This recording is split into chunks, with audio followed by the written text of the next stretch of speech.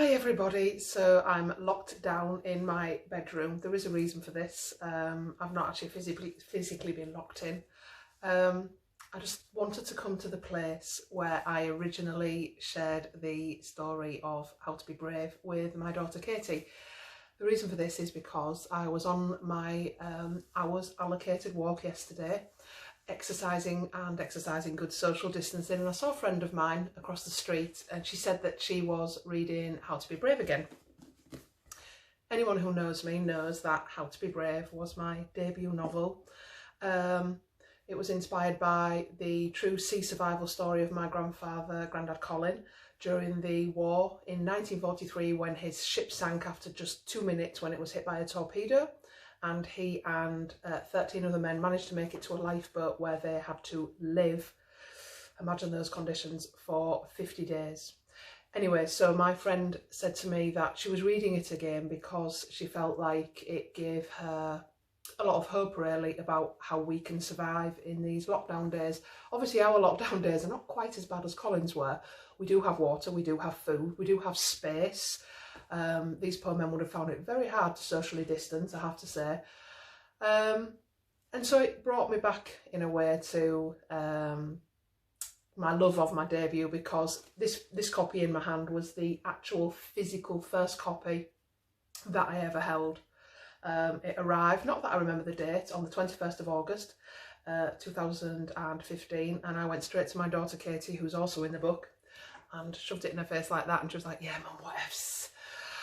And this here, where I am now, is the very bed where I sat with Katie, because it wasn't a book nook in the real world, it was this bed. We treated it, pretended it was a lifeboat. To us it was, and she would have her injections, you know, eventually, and I would give her a chapter from Colin's story. We would sit here with him. This is Piglet, who is completely wrecked and barely has any eyebrows and has no legs now because she absolutely loved him. And here's a little picture of Grandad Colin for you, just to give you a bit of a visual. And here is a picture of the moment that they were rescued. So this is the size of the boat that 14 men were on at once, so it gives you a little bit of an idea how cramped and difficult, and they were under searing heat, and they had 2 ounces of water a day, twice a day, and a small chunk of chocolate. So it does make you very grateful for the conditions that we're living in. Nothing like that whatsoever. So I wanted to do a little reading for you, a little hopeful reading, hopefully a hopeful reading. One of my favourite bits, which is just a tender moment between Mum Natalie and daughter Rose, who are inspired by my daughter and I, and it's very weird to be doing it here on this bed. So I've got Piglet. I might not have my daughter because very sadly she's isolated elsewhere. I don't have Katie with me, but I do have Piglet. So Katie, I've got Piglet, and I've got photos of Grandad with me. So here we go. A little chapter where they are sharing the story of Grandad in the book nook, and it's a bit of a moment of realisation. Back home, I prepared chili con carne for tea, and when Rose came in from school, we took a portion into the book nook. Will I have to eat at the table again when we're done, she asked. Yes, I said.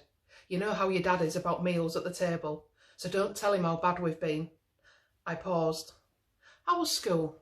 What was it like doing your blood and your injection without me? Fine, she said. Don't ask me every bloody day, will you? Language, seriously, Rose, no need at all.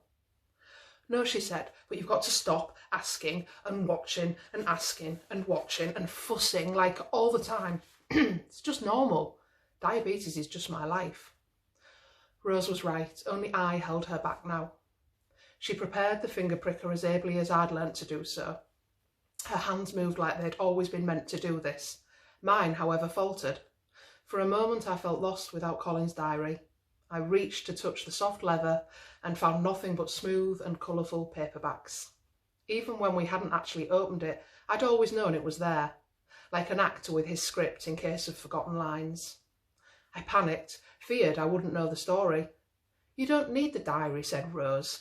I had kept the one string of lights up at her request, and she shone gold and red and purple in the glow.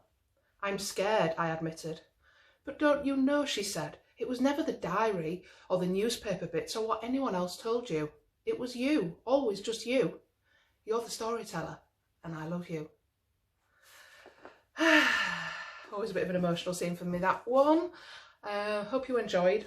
How to Be Brave for the rest of the day is just 99p. Don't know what price it'll be tomorrow, but it was my first novel. It got me my book deal. It means the world to me. And yeah, probably a really good book to make us feel grateful for the things that we do have.